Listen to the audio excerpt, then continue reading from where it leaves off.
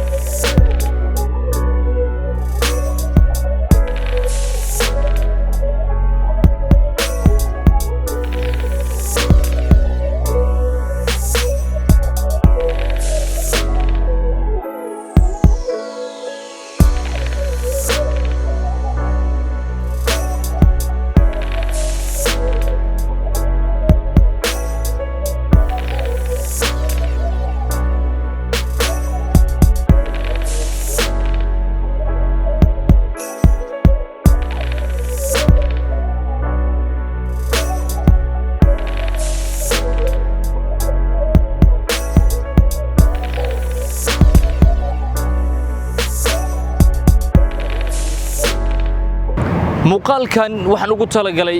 guud ahaan Soomaalida ku nool Austria qaasatan gobolkan Austria waayo xilliga samarku waa xilli kooban oo guud ahaan u baahan tahay in laga faa'iideysto